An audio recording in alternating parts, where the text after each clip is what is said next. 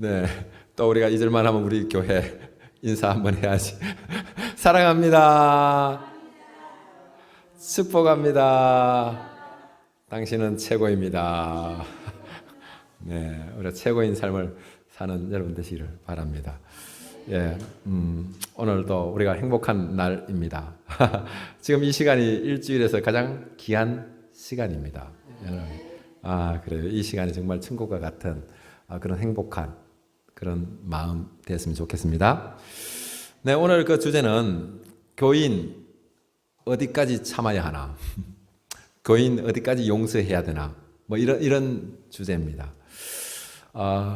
오늘날 우리 삶 가운데 너무나 많은 다양한 사람들과 관계를 맺으면서 그렇게 살아가고 있습니다. 그 계중에는 좀 어떤 사람이 있냐면은 예의도 없고 무례하고 막대먹은 아나무인격의 소유자들을 만날 때가 있습니다. 그래서 그러한 만남을 통해서 우리가 적지 않은 그 상처도 받고 또 피해도 보고 그렇게 살아가고 있습니다. 그러나 신앙인들은 말합니다. 너는 믿음의 자녀잖아. 네가 참아야지. 네가 양보해야지. 네가 손해봐야지.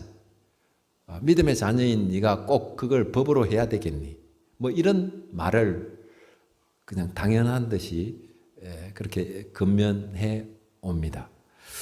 자, 믿음의 자녀인 우리는 그런 말을 듣고 전적으로 순응하는 것이 진정한 믿음의 자녀의 모습일까요? 어떻습니까? No입니다. 답은 나대돌 천만의 말씀입니다. 오늘 그 본문에 보면은 이러한 상황이 어떻게 반응해야 되는가를 이렇게 얘기하고 있는데 갈라디아서 6장 1절 준비됐습니까? 한번 시원하게 한번 읽어보겠습니다. 시작. 형제들아, 사람이 만일 무슨 범죄한 일이 드러나거든 신령한 너희는 온유한 심령으로 그런 자를 바로잡고 너 자신을 살펴보아 너도 시험을 받을까 두려워하라. 아멘, 아멘. 예, 범죄한 자를 바로 잡아야 한다라고 이렇게 건면하고 계십니다. 물론 온유한 마음으로 그에게 건면해야 한다는 전제는 있지만 잘못된 것을 잘못됐다고 가르쳐 주어야 된다. 그리고 그를 바로 인도해 주어야 한다라고 건면하고 계십니다. 우리는 좀 무례하고 막대먹은 이러한 그 고객이나 상사들을 이름하여 갑질한다 라는 말을 합니다. 사실 잘 들여다보면 갑질이 아니고 미성숙입니다. 미성숙. 그러니까 가정에서 기본적으로 받아야 할 인성 교육을 받지 못했기 때문에 나타나는 현상입니다. 내가 유튜브를 하나 봤는데 휴대폰으로 막 머리를 막 찍어가지고 피가 날 정도로 막 여성이 남자를 이렇게 악해요 세상이. 이런 사람이 있다는 겁니다. 하지만 우리 믿음의 자녀에게는 사실 그걸 판단하거나 비판하거나 정죄할 자격은 없어요. 우리에게 있는 권한이 있다면 전에도 말씀드렸지만 사랑하는 권리, 사랑해야 하는 권리만 우리에게 있어요. 네, 하지만 우리가 알아야 할 분명한 게 하나 있는데 사랑에는요, 사랑만 있는 게 아니에요. 사랑과 공의가 균형을 이루어야지 그게 아름다운 참된 사랑이 되는 것입니다. 잘못된 것을 잘못됐다고 이렇게 말해주는 것, 이것이 뭐예요? 예, 알고 보면은 그것도 사랑의 한 모습입니다. 예, 그걸 그냥 방치하는 게 아니고 지적해주고 고쳐주는 것도 그것도 사랑이라는 것입니다. 그래서 무례한 사람이 자기가 무례하다는 사실을 잘 모릅니다. 왜냐하면 이런 사람의 공통적인 특징이 뭐냐면은 극도의 자기중심적인 생각이 있어요. 그렇기 때문에 남이 어떻게 상처를 받고 아파하는가를 몰라요. 그래서 그렇게 하는 거죠. 그래서 그러므로 우리는 그들이 듣든지 아니 듣든지 건면해 줘야 됩니다. 어떻게 해야 하냐면은 당신이 그러한 무례함을 범함으로 인해서 당신의 그 인격이나 인품이 치명적인 손상을 받을 수가 있습니다. 맞습니까? 예.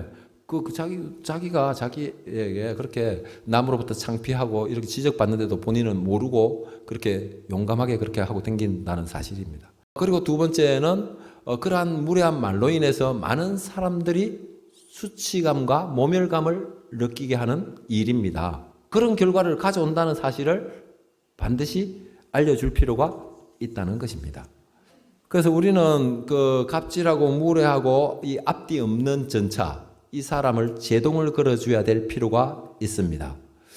누군가 그 십자가를 져야 하는데 그 몫이 우리 그리스도인이 아닌가 하는 생각을 한번 해보았습니다. 신학자이자 목사인 디틀로이 본헤퍼라는 사람이 나치 정권에 저항하는 운동을 했습니다. 그래서 이 본헤퍼가 한 말이 어떠냐면은 술 취한 자가 운전대를 잡는 것은 어떻던가요?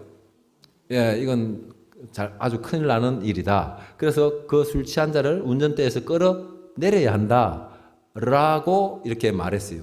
그래서 운동을 계속하다가 결국은 그 아돌프 히틀러에게 죽임을 당했죠. 예, 그렇게 됐어요. 정말 얼마나 그 아름답고 숭고한 죽음입니까? 그리고 33인의 우리 전에도 말씀드렸지만 그 민족 대표, 예? 그 민족 대표들이 이 나라 이 민족을 위해서 자기 목숨을 던졌습니다. 그래서 이렇게 잘 알고 보면은 우리 그 그리스도인들이 위기에 강한 사람들입니다. 왜 그럴까요? 그 사람들이 딴 사람들 다 안 하는데 왜 그 교인들이 그렇게 나서서 그런 이 목숨을 거는 일을 할까요? 예, 그것은 이 교인들에게 있는 게 뭐냐면은 진리를 가지고 있어요. 그리고 그들에게는 분별력이 있어요. 옳고 그름이 무엇인가를 잘 알고 있어요. 보통 사람들은 내 편이냐 안 편이냐로 결정하지만 이 교인들은 뭐냐면 미래가 이 나라가 미래에 어떻게 될 건가 안 될 건가 이거를 가지고 보기 때문에 더 큰 시야를 가지고 있을 수밖에 없습니다. 하나님께서 이 나라 이 민족의 그 영적인 통치권과 이 다스리는 권세를 하나님의 자녀인 우리에게 위임해 주셨습니다. 그래서 바라기는 여기 계신 여러분이 이 세상의 주인이라는 사실을 아셔야지 이 세상을 아름답게 가꾸어 가야 되겠구나. 이 세상을 더 이상 부패하지 않도록 뭐예요? 우리가 소금의 역할을 잘 감당해야 하는 것입니다. 예, 이 개념이 없으니까 나는 내 밥만 먹고 살면 아무 이상 없어. 나라가 죽이 되든 밥이 되든 나는 상관없어. 이렇게 되는 거죠. 그런데 이게 이 나라 이 민족에 내가 주인이라는 생각을 할 때는 어떻게 되는 거예요? 모든 일이 내가 참여하지 않고는 안 되는 것입니다. 그리고 여기 갈라디아서 6장 1절에 뭐라고 말씀하시죠? 너 자신을 살펴보아 너도 시험 받을까 두려워하라. 하반절에 있죠. 그래서 너희들이 비록 신령한 몸, 영적인 사람이지만 너희도 뭐 할 수 있다? 시험에 들 수 있다는 것을 그런 가능성을 열어놓아야 한다. 우리는 인공지능이나 AI 같은 로봇이 아니라 예, 나약한 인간입니다. 그래서 얼마든지 우리가 시험 들고 실족할 수가 있다는 그 두려움을 우리가 가져야 된다는 사실입니다. 용감무쌍하다가 우리가 시험에 빠지는 케어되는 수가 있으니까 이 마음이 있어야 돼요. 나도 저런 우리가 손가락질을 하는 저런 사람이 얼마든지 될 수 있겠구나. 그래서 믿음이 자녀인 우리는 불의를 불의하다고 의사표시를 분명히 해야 될 필요가 있습니다. 그것은 왜 그러냐면 이 땅에다가 공의와 정의를 실현하는 길이기 때문에 그렇습니다. 그리고 그뿐만 아니라 우리가 마음의 준비가 되지 않았어. 마음에 없는 용서를 해주면 어떻게 됩니까? 용서해주면 내 마음 안에는 상실감과 비애감에 빠지게 됩니다. 왜? 이 분위기에 따라서 그 교인이라서 어쩔 수 없이 내 마음이 없이 용서해야 되는 갑다. 용서를 해버렸어. 내 마음은 후련하나요? 안 그래. 내가 정말 마음에서 우러나서 용서를 해줬을 때는 또 믿음에 의거해서 하나님 말씀에 의거해서 내가 용서해 줄 때는 뒤끝이 없어요. 그러나 그냥 교인이니까 이런 마음으로 용서를 해주면은 내 안에 뭐가 남는 게 있다는 거예요. 그래서 여러분들에게 뭐냐면은 이 자신의 영 관리, 그 자신의 그 존엄성을 지키기 위해서라도 뭐 해야 돼요? 불의를 불의하다고 말을 해야 될 필요가 있다는 것입니다. 그래서 여러분의 영 관리를 잘해야 되는데 영 관리를 잘하는 것도 여러 말씀이 있지만 요한 3서 1장 2절에 자주 말하는 거 있죠. 사랑하는 자여 내 영혼이 잘된 같이 내가 범사가 잘되고 강건하기를 내가 간구하노라. 아멘 아멘. 내 영이 손상되면 상한 끝입니다. 잘 되려고 발부둥치도 잘 안 되게 돼 있어. 내 영이 잘 돼 있을 때는 일이 잘 되게 돼 있고 내 영이 피폐할 때는 이 분주하기만 분주하지 결과물이 없습니다. 그래서 이것을 아는 사람이 영적 분별력이 있는 사람이라. 그래서 이게 일에서 문제가 있는 게 아니고 내 마음이 평강이 없구나. 내 마음에 여유가 없고 조급해져 있구나. 아멘? 이런 상태에서는 많은 어려움이 올 수밖에 없습니다. 그리고 또 말씀합니다. 6장 2절 읽겠습니다. 준비됐습니까? 시작. 너희가 서로 짐을 지라 그리하여 그리스도의 법을 성취하라. 네, 양 당사자가 짐을 지라는 겁니다. 우리가 알아야 하는 것은 하나님의 말씀의 수신자가 비단 우리 교인만이 아닙니다. 하나님이 창조하신 이 만물 모두가 하나님의 말씀에 순응해야 될 의무를 집니다. 그래서 성경에 보면요, 파도가 치고 할 때 예수님께서 파도를 향하여 선포했어요. 잠잠하라, 고요하라 라고 하니까 어찌 돼요? 파도가 막 지죽어도 조용해졌어요. 이 자연도 하나님 말씀에 순응해야 되는데 예외가 있다 없다? 없습니다.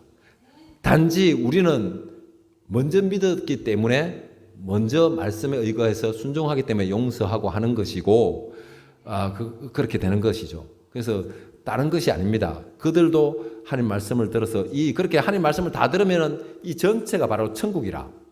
이 나라 이 민족이 다 서로 미워하고 시기하고 질투하고 뺏고 욕심 부리고 이런 게 있다 없다? 이게 성경에서 말하는 눈물도 없고 근심도 없고 이 나라입니다. 아멘 아멘. 그래서 여러분들이 이 지금 신앙생활이 얼마나 값지고 소중한지 모릅니다. 여러분이 알아야 되는 것은 인간 위에 인간이 없습니다. 서로가 서로를 위하고 섬겨주는 위치에 있지 위아래가 절대 없습니다. 하나님께서 기존 교인은 좀에 사랑하고 불신자는 많이 사랑하고 그거 맞습니까? 안 맞습니까? 안 맞아요. 진짜 하나님의 사랑은 어떤 사랑이냐 하면은 보편적인 사랑입니다. 그 누구도 평가하거나 높낮이 없이 동일하게 사랑은 부어주고 계세요.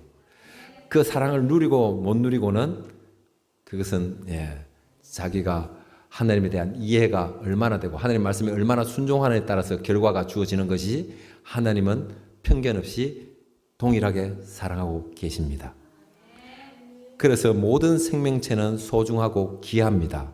그러므로 우리 모두는 사랑받아야 하고 존중받아야 할 그 당위성을 가지는 것입니다. 이 세인 프루잇이라는 이분의 그 저서 중에 용서에 관한 7가지의 오해라는 책을 썼어요. 그 내용 중에 보면은 용서의 정의를 말하고 있는데 용서란 나 자신이 계속해서 학대당하고 이용당하도록 허용해야 되는 것을 의미하지 않는다. 아멘? 무례한 사람이 용서한다고 끝나나요? 계속 당할 수가 있어. 그 무례함 속에. 용서가 아니라 이거는. 그렇게 그걸 허용하는 게 용서가 아니라고 말해요. 그럼에도 불구하고 누군가가 와서 좀 참으세요. 양보하세요. 손해보세요. 만약에 이렇게 건면해 온다면 우리는 어떻게 반응해야 됩니까? 그리고 또 우리 교인이라면 어디까지 참아야 하고 네, 어디까지 참지 말아야 되는 것입니까? 이 기준이 있나요? 라고 묻는다면 예, 그 기준, 그 디테일한 것까지는 성경에 기록하고 있지 않아요. 하지만 성경에는 이 사람이 살아가는 모든 문제를 그 답을 제시하고 계십니다. 많은 답을 있겠지만 제가 찾은 것은 로마서 12장 3절입니다. 로마서 12장 3절 제가 읽어드리겠습니다. 내게 주신 은혜로 말미암아 너희 각 사람에게 말하노니 마땅히 생각할 그 이상을 생각을 품지 말고 오직 하나님께 각 사람에게 나누어 주신 믿음의 분량대로 지혜롭게 생각하라. 네, 이 말씀은 우리가 가지고 있는 어떤 거요? 믿음의 수준에 따라서, 믿음의 크기에 따라서 생각하라는 것입니다. 주님이 주신 이 각자 나누어 주신 뭐가 있어요? 믿음의 분량이 있어요. 믿음의 크기가. 그래서요, 믿음의 그 크기, 그 분량에 따라서 은혜를 받고 의무를 지는 것입니다. 예, 그런데 그렇지 못한 사람이 있다는 거예요. 믿음은 작게 주는데 크게 하는 사람이 있고 믿음을 많이 주는데 작게 하는 사람이 있기 때문에 다음에 또 말씀하십니다. 갈라디아서 6장 3절. 자, 읽겠습니다. 시작. 만일 누가 아무것도 되지 못하고 된 줄로 생각하면 스스로 속임이라. 여기서는 이 말은 어떤 것을 말하면 믿음이 없는데 믿음이 있는 척 해서도 안 되고 또 믿음이 있는데 믿음이 없는 척 해서도 안 된다. 그 다 모두가 뭐다? 속임이다. 라고 이렇게 말씀하고 있습니다. 이 말씀은 자기 믿음에 대해서 너무 확신하거나 가신해서는 안 된다. 그리고 그 믿음을 또 남에게 과시하거나 자랑하거나 오바해서도 안 된다는 것입니다. 예, 왜냐하면은 그것이 어떻게 되는 거 아닙니까? 자신의 영관리에 어떻게 돼요? 치명적인 손상을 가하게 되어 있습니다. 그리고 또 어떤 결과가 주냐면 공동체에 유익을 끼치지 못하는 상황이 되어버리는 엄청난 상황이 되어지는 것입니다. 제가 이 시간 정말 아름다운 공동체의 모습은 어떤 자세가 되어야 되냐면 가정과 교회는 똑같아요. 잘 들어봐요. 가정에 이런 거요. 애가 내가 이거 뭐 한번 해보겠습니다. 뭘 말을 해요. 그러면 아빠가 뭐라 해요? 얘야 너는 좀 참아라. 너는 밥이나 열심히 먹고 열심히 공부하고 해야 돼. 라고 말할 때가 있습니다. 맞죠? 그러면 어떻게 반응해야 됩니까? 보통 애들이 어떻게 해요? 아빠 나 이제 애가 아니야. 나 다 컸어. 나 그거 할 수 있어. 맞아요. 이렇게 하는 게 정말 아름다운 가정 공동체고 교회 공동체예요. 그런데 아빠가 안 된 애를 막 뭘 시기고 부리먹고 뭐 이래 하면 돼요, 안 돼요? 되는 거예요, 안 되는 거예요? 안 되는 거예요. 참아라. 이렇게 해야 되는 게 맞지.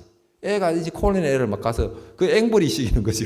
그게 뭐 부모가 그렇게 하는 게 아니라는 거죠. 서로가 내가 할 수 있는 것은 할 수 있습니다 하고 협조하는 것이고, 부모는 자꾸 니는 참아라, 어리라, 더 성숙해야 된다 하고 자녀들은 뭐예요? 나 할 수 있어요. 나 다 컸어요. 이제 애가 아니에요. 요렇게 하는 게 아름다운 공동체라는 것입니다. 그래서 여기서 뭐냐면은 자기가 자원하는 마음이 있어야 된다는 거예요. 스스로 자원해서 하는 게 누가 시켜서 하는 것은 이거는 정말 이 지옥이라. 시켜서 하는 정도의 수준이면은 정말 우리 많은 생각을 해봐야 되는 것입니다. 모든 것이 믿음이 있으면 뭐요? 주님 은혜로 가능하다는 사실을 우리가 알아야 되는 거죠. 아멘, 아멘. 예, 그래서 우리가 그 좀 담대한 행보를 그럴 필요가 있습니다. 왜? 주님이 함께한다는 사실을 안다면 나의 한계를 초월할 수 있는 거죠. 그래서 주님이 주신 말씀을 기초로 해서 우리의 신앙생활을 하는 것이 어떤 거예요? 가볍고 즐겁고 신나는 이런 신앙생활이 됩니다. 예, 억지 춘향이로 하면은 이게 어떻게 되는 거예요? 신앙생활에 아주 힘들어질 수가 있어요. 그래서 내가 이 정도는 해야 돼 하나님이 나한테 가르쳐 줬으니까 이거 하나에 실천해 봐야지. 이렇게 행함으로 인해서 어떻게 되는 거예요? 내가 좀 한계를 초월할 수 있는 이 일이 가능해지는 거죠. 그리고 용서하는 자세, 이 태도도 어떠한 태도가 있어야 되냐면요. 나의 정체성을 알아야 돼. 나의 정체성이 무엇입니까, 여러분? 그것에 대해서 이렇게도 저렇게도 말할 수 있지만 잘 설명한 게 베드로전서 2장 9절입니다. 이게 어떤 말씀이냐면 너희는 택하신 족속이요 왕같은 제사장이요 거룩한 나라요 그의 소유된 백성이니 이는 너희를 어두운 데서 불러내어 귀한 빛에 들어가게 하신 이의 덕을 선전하게 하려 하심이라. 여러분의 정체성이 뭐라고 했죠? 하나님의 자녀라는 정체성. 이거 여러분 다 가지고 있어요. 그런데 그 하나님의 자녀라는 정체성이 어떻게 발현되는 것입니까? 그래서 여러분 한번 생각해 보세요. 왕 같은 제사장, 왕이나 왕 같은 제사장의 그 포지션 어떻죠? 위엄이 있고, 예? 권위와 근세가 있습니다. 그런데 이러한 모습이 있는데 어떻게 사냐면은 이 찌질이처럼 자기 의사표시도 못하는, 이 부당하다는 말도 못하는 것이 하나님의 자녀입니까? 것이 많이 잘못되었어요. 그래서 여러분이 누구를 용서한다는 것은 내가 죄인이나 빚진 자로서 누구한테 비굴한 모습을 보이는 것이 아닙니다. 맞습니까? 그러면 용서를 한다는 것은 어떤 거죠? 내가 마땅히 어떠한 대가를 지불해야 됨에도 그 상대에게 관용을 베풀어 주는 겁니다. 예. 자, 그렇다면 용서는 어떤 거냐면요. 넓은 아량이요, 선처요, 자비를 베푸는 내 가진 자로서의 여유요, 당당함입니다. 아멘, 아멘? 근데 용서한다는 사람이 좀, 어눌한 모습을 해가지고, 어쩔 수 없이 용서해줄게. 이게 아니라는 거예요. 예, 맞잖아요. 용서를 해준다는데 그 죄를, 대가를 받아야 될 사람을 내가 선처해주는데 누가 더 위치가 높아요?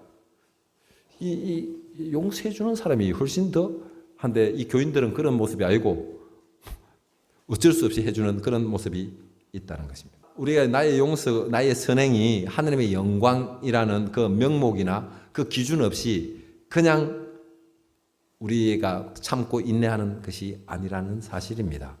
그래서 명목 없이 이게 묵인해주고 용서한다는 것은 어떤 것이냐면요. 그것은 우유부단이요. 어쩌면은 직무유기에 해당하는 것입니다. 자기 권한을 그렇게 권리에 잠을 자는 이런 모습이죠. 그래서 그래서 우리에게 이 우유부단하게 일관하는 것은 어떤 일을 초래하냐면요. 상대가 반복된 죄를 허용해 주는 것이 되어버리는 겁니다. 그러니까 그 사람이 죄를 어떻게 합니까? 계속 그 죄를 또 짓게끔 해버리고 또 많은 사람들에게 뭘 하는 거예요? 아픔과 억울함을 촉발하는 비겁한 행위가 될 수가 있습니다. 아멘? 예, 비겁해요.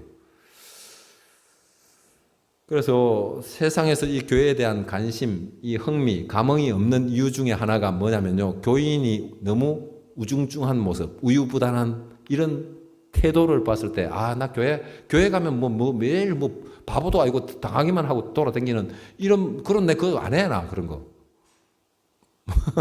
맞아요. 예? 그거 교인을 매일 손해보는 게 교인이가 아니라는 거예요. 내가 그걸 남한테 선심을 써주고 봐주고 접어주는 거지. 아멘? 네, 우리가 이걸 사실을 모르면은 용서해주고도 우리가 바보 되는, 이런 경우가 되어버린다는 거죠. 그래서 말씀은 이렇게 제가 다 담도하게 이렇게 선포하지만 저도 사실 우유부단한 사람의 한 사람입니다. 여러분. 그러나 제가 여러분에게 무관심하거나 분별력이 없어서 제가 그렇게 하는 게 아니에요. 제가 아까 말씀드렸지만 스스로 할 때까지 제가 기다려줄 수 있는 여유가 제게 있기 때문에 이런 말 저런 말 안 하는 거예요. 그래서 여러분들이 스스로 믿음이 분량이 커가고 내가 알아서 이렇게 자기를 변화시키고 더 나은 사람으로 만들어 가야 될 의무는 여러분에게 있어요. 여러분이 믿음이 자라 여러분이 먹는 거지 내가 여러분 믿음 그래서 저는 여러분에게 동기부여를 하고 정말 멋진 삶을 살고 행복한 삶을 살고 당당한 삶을 살라고 나는 가르쳐 주는 거예요. 예, 그 모든 게 사랑이에요, 사랑. 그래서 여러분들이 말해야 돼요. 저 건면을 해주세요. 내가 뭐 부족한 거 잘못하는 거 없습니까? 이 얘기를 해주세요. 라고 말하는 게 그게 건강한 자녀라. 혹시나 뭔 말 할까봐 막 노심초사하다 한마디 하면 입 툭 튀나고 이런 게 아니고 내가 잘 되기 위한 가는데 좀 도와주세요. 내가 뭐 빠지고 뭐 못하는 부분이 없지 않습니까? 이렇게 말하면은 서로 좋은 것이죠.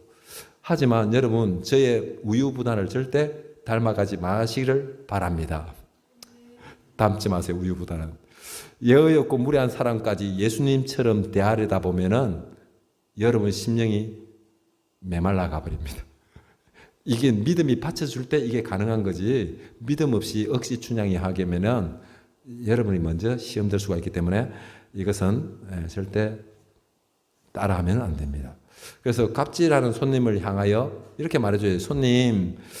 손님에게는 제가 서비스를 제공할 수가 없습니다. 왜요? 무례하기 때문에. 안하무인격인 사람이기 때문에 그런 서비스를 해줄 의무가 없습니다. 저도 엄연히 존중받을 가치가 있는 사람입니다. 라고 말해줘야 되고 또 어떤 모멸감을 안겨줘야 될 그런 사람이 아닙니다. 라고 말을 해줘야지 그런 찌질 같은 대우를 우리가 더 이상 안 받을 수가 있습니다. 입 놔두고 뭐 합니까? 분명히 말해야죠. 이것은 어떤 의미에서 더 깊은 사랑이 될 수가 있어. 맞죠? 예, 그 사람이 계속 시행착오를 하면서 살아갈 수밖에 없는 사람에게 충고 한마디 해가지고 그 사람 정신 번쩍 차려가지고 그런 사람을 더 이상 안 살 수게끔 해주는 그런 것들이 될 수가 있는 거죠. 그래서 사랑이라는 것은 그가 하고 싶은 대로 모든 것을 허용하는 것이 사랑이 아닙니다. 아멘? 그래서 잘못됐다는 것을 잘못됐다고 가르쳐 주는 것, 일깨워 주는 것도 정말 그 사람을 위한 사랑입니다.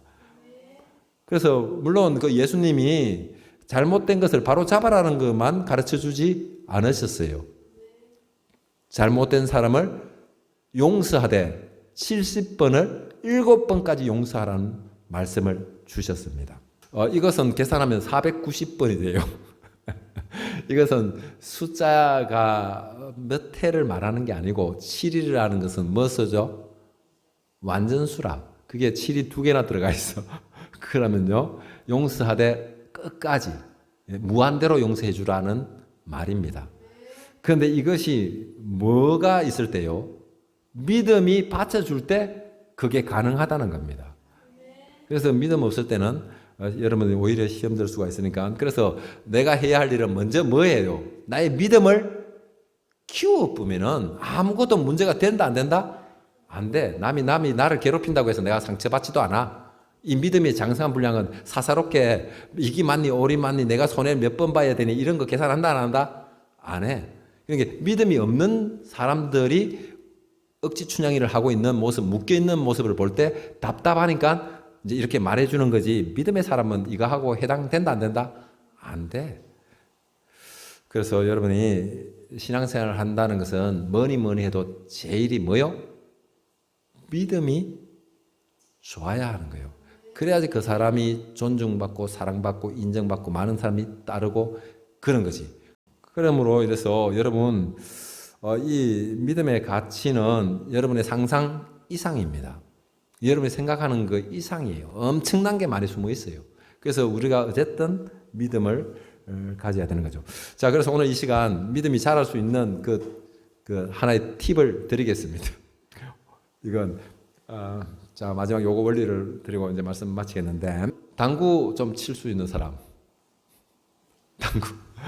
여러분 너무 거룩해서 너무 거룩해서 무슨 믿음하고 당구하고 뭔 이런 말씀인데 제가 얘기해 드릴게요. 대학에 가면은 보통 그 대학 졸업담화가 얼마인가 하면은 200입니다. 200. 알란가 모르겠습니다. 물론 그 관심 없는 사람 공부만 하는 사람도 있지만 평균적으로 난 보편적인 얘기를 하지 특수한 상을 얘기하잖아요. 보편적으로 이렇게 밥 먹고 놀고 이렇게 하면 당구 치고 하다 보면은 이게 보통 만날 때는 뭐 한 50, 80, 뭐 100 요래까지 만나가지고 졸업할 때 되면 200 이렇게 마치는 게 평균적이다는 거죠. 그런데 이들이 1학년 때 딱 만날 때 100을 딱 만났는데 한 사람은 졸업담화가 못되게 한 150 정도를 치고 한 사람은 500을 치는 사람이 생겼어. 여기는 많은 요인이 있겠지만 여기에는 뭐가 있냐면요, 이 게임비라는 게 있어요. 게임비. 우리가 그 관례적으로 이 게임비를 누가 내냐면은 진 사람이 게임비를 냅니다. 이것은 말이 있으면은 그 말에 따라가지만 말이 없으면 무조건 진 사람이 게임비를 내는 걸로 이게 보편적으로 돼 있어. 그러니까 옛날엔 전부 가난했어요. 가난하다 보니까 다마를 치는데 100이면 100을 놓고 치는 게 아니고 얼마를 놓고 치는 거 아십니까? 50이나 80이나 이렇게 낮춰서 다마를 말해. 왜? 게임비 안 내려고. 자, 그러면 10개를 치야 될 사람이 5개만 치면은 어떻게 여유가 있어요, 없어요? 여유가 있어. 그럼 어떻게 치는 거 압니까? 일부러 큐사리 같은 게 픽사리 픽하고 못 치는 것처럼 이렇게 다마를 쳐. 그러니까 다마를 잘 치기가 쉬울까요? 안 쉬울까요? 자기 실력보다 못 치는 거야. 왜? 100답게 치야 되는데 50답게 치려고 하니까 이게 실수도 하고 영부에 이렇게 치하니까 이렇게 치는 사람이 있어. 그런데 500은 어떻게 칩니까? 100을 놔야 되는데 분명히 100담아라 이 사람이. 그런데 130, 150을 놔버려. 150을 놔버린다는 거지. 자, 그러면 다마를 어떻게 칠까요? 이거는 신중하게 칠 수밖에 없어. 이 2번, 3번 하긴 하고 막 더 갔다 일로 갔다 저로 갔다 막 재고 연구를 하고 최선을 다해서 쳐. 그러면 누가 빨리 늘겠습니까? 그러니까 이 사람은 500이 될 수밖에 없어. 왜 자꾸 자기 다보다 그러니까 이 사람은 돈에 묶여 있지 않고 뭐를 하고요? 당구를 즐기는 거야. 아멘 아멘. 당구를 재미있게 즐기는 거야 이 사람은. 그런데 한 사람은요, 당구를 즐기는 게 아니고 게임비 안 내려고 시간 때우고 앉아 있는 거야 거기서. 자, 이것이 우리 믿음의 생활과 똑같다는 거예요. 믿음이라는 것은 내가 믿음이 있는 척을 해야지. 이게 여기에서 자기가 자랑하고 과시하려고 믿음이 자라기 때문에 여기서 거짓 하지 마라. 그것은 속이는 거다 말하는 거예요. 그래서 이게 내가 믿음의 분량 이상으로 하는 것이 잘못되었다거나 그것이 성경적이지 아니라는 게 아닙니다. 그것이 자기의 자랑거리로 삼으니까 그래 하지 말라는 것이지, 진정으로 내 믿음을 키우는 것에는 어떻게 한다?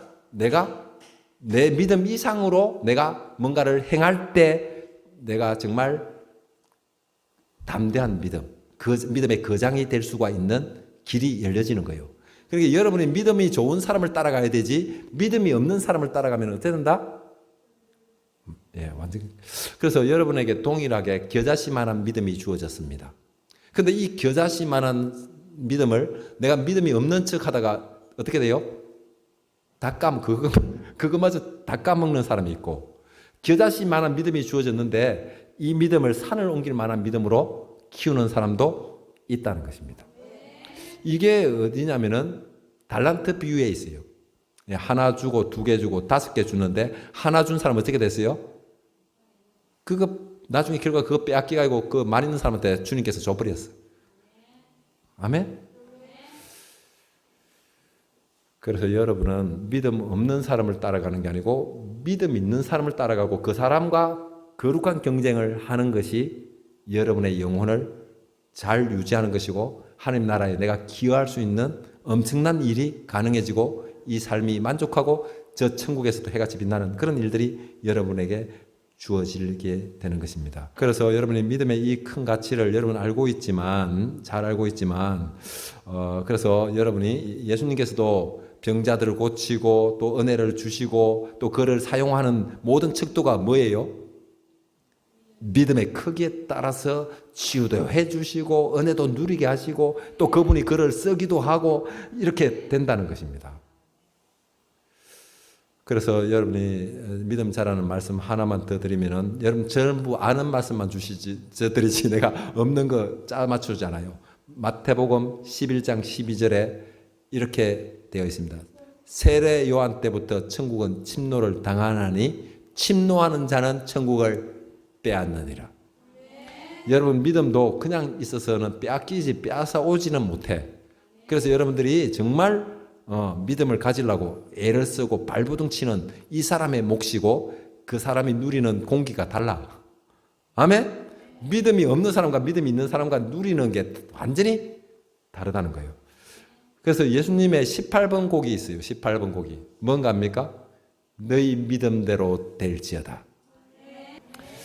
바라기는 여기 계신 여러분의 하루속히 장성한 믿음의 분량이 되어서 하나님의 유업을 마음껏 누리는 그 요셉처럼, 맞죠?